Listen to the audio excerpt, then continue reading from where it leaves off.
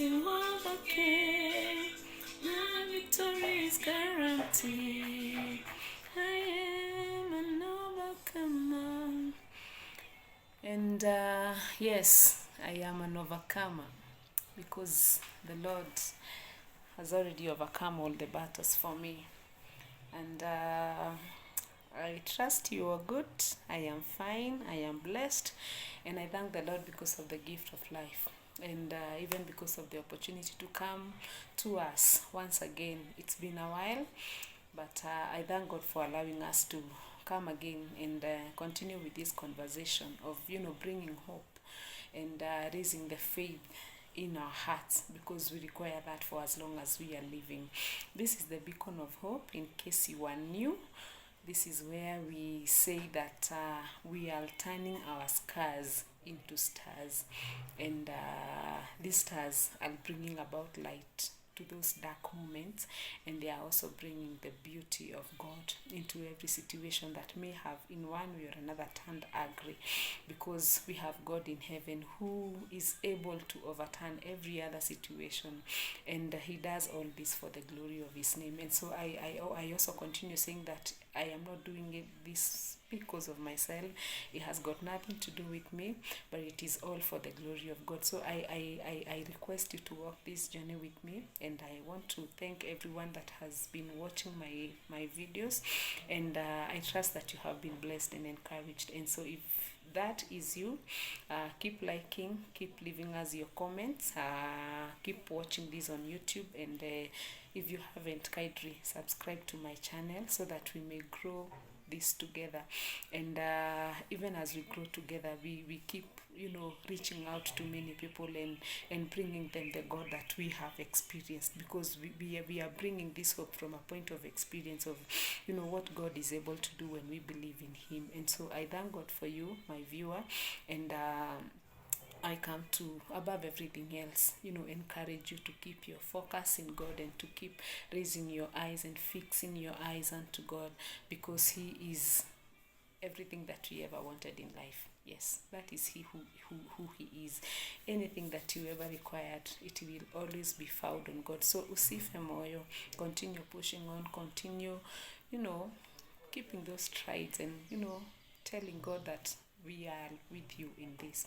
And so today I want us to discuss about a very interesting topic, and this is about understanding our battles, because I realized for as long as we are alive, battles will always be there, from all sort of life, from every other corner, from all squares of life. Battles will always be there, and I'm saying this out of experience, because I have seen my life graduate from this battle to this battle, this battle to this battle. The moment I finish this and I'm taking rest and I want to enjoy rest, I'm like, hey, something else happens. And I thought, how about we discuss about that today, because we have God.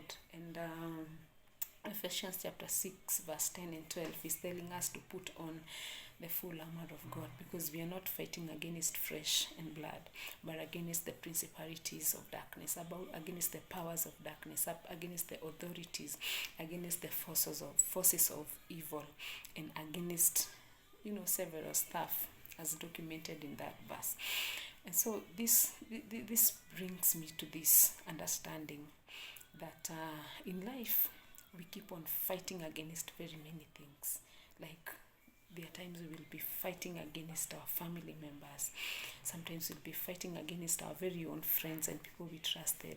Sometimes we'll be fighting against systems that have been established. Sometimes we'll be fighting against authorities and institutions that have been put up, maybe by our government, by evil principalities, and all sort of things. And some of these battles that we fight, apparently they've got nothing to do about you.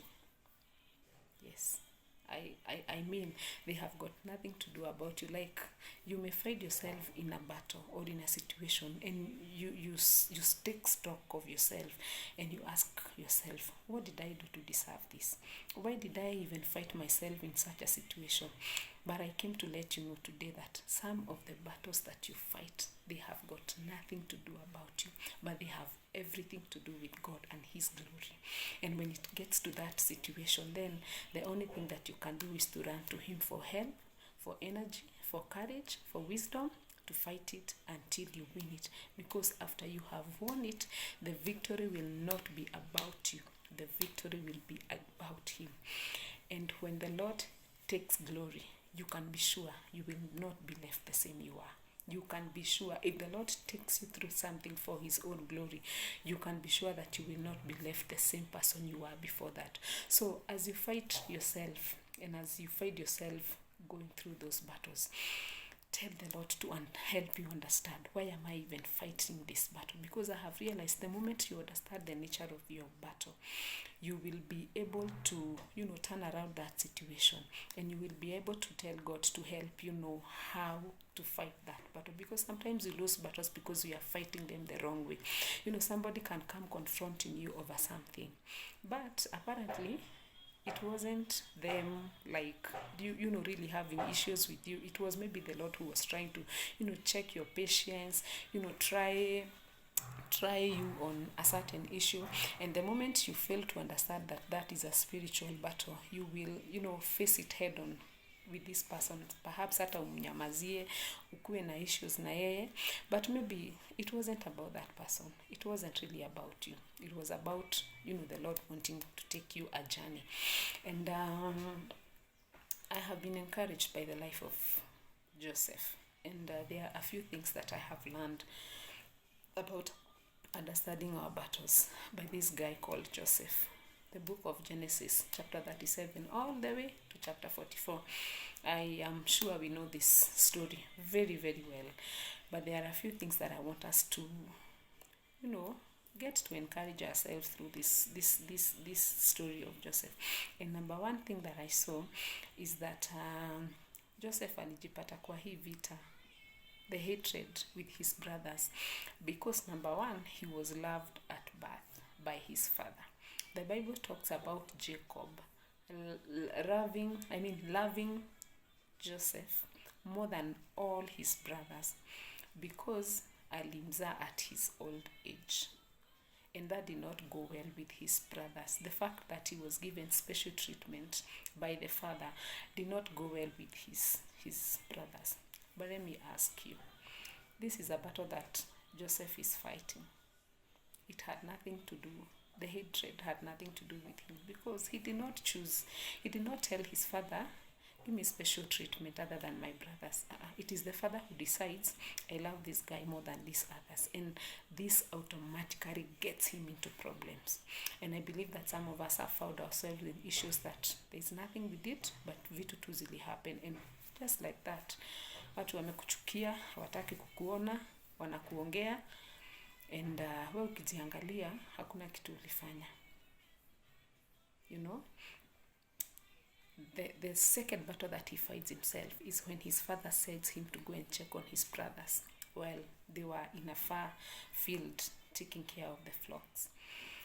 And what happens?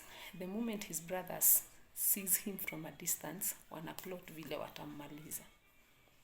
So he gets himself again in another fight while he was on a good mission. Ametumwa akangalie the brothers. That was a very good mission. As in, I've come to check on how you are doing. It's been a while. We were wondering, are you still okay? And so that sent me to come and check on you. But how badala ya appreciate that somebody is thinking of them and actually sent their son to come and check on them, wanaona huyu, wacha tumalize. And trust me, stuff have happened when we are trying to help people. Sijui kama umewahi enda kusaidia mtu ama umejipata you are in a situation where you are trying to help people and the situation turns against you and you are like, God, how can things happen and me, I was intending to do good? It isn't your battle. It isn't your battle at all. So we know what happens.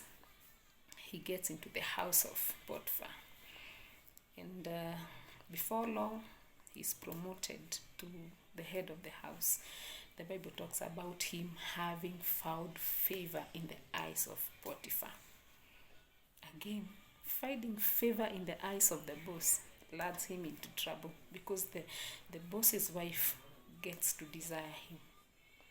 How many times have you found yourself in trouble just because you found favor in the eyes of your boss, in the eyes of your seniors, in your institution, in your family, in the eyes of your parents?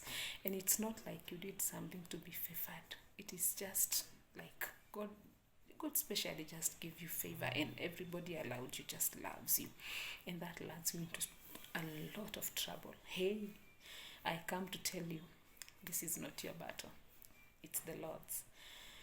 And if you continue reading this portion of scripture, it says that the reason Potiphar's wife desired Joseph is because he was handsome. Again, this is a natural feature. This guy was born handsome, and this puts him into trouble. He's being handsome, and that is why I began by saying that most of the battles that we fight, they have got nothing to do with you, because the physical features of this guy is something alijipata tu yeye amesaliwa mhanga. There is nothing he would have done about it.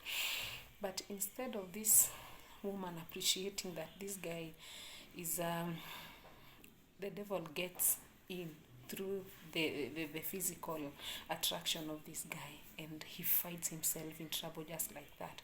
And we can continue discussing and talking about this issue again and again and again and again.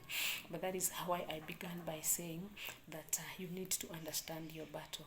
And the moment you understand that most of the things that you find yourself in are not more to say more about you, you will quit that giving up attitude. You know, you will quit that way feeling. You will quit feeling sorry for yourself. You will quit feeling like that issue should have happened to you and should have happened to somebody else and not you. And you will hold yourself up together and you will tell God, what do you want with me? Because we all know that after all these battles, we all know what happened to Joseph. We know the victory that came after everything else had come. You know, he went to prison. That was another battle. But in prison, God decides to overturn his story. And the king dreams, he's called, he interprets.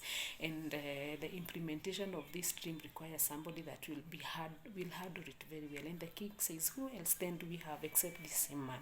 And so I'm coming here to tell you, it doesn't matter how long your battle will take. If you read your Bible well, this was a long process for Joseph. Before he could get to all these stages, up to the point where he's elected to implement the dream of the king, it had been very many years. And the interesting bit is that the same systems that had fought him, the same systems that had showed him a lot of agony, turned into his favor. And the same people that had fought him so hard, you know, began bowing down to him and began appreciating him and began looking up to him and began appreciating him and everything about him, because the battle was not about him. The battle was about God and what he wanted to do with him. And so my sister, my brother, what kind of battle are you in today? What kind of battle are you in today? Because, you know, sometimes these battles are continuous. Some of them are very consistent. You know, like what happened to David's life. And saa zingine mtu angalia maisha yake na unashindwa, ai Mungu, how am I supposed to walk on this path? But I have come to encourage you today. Look unto God.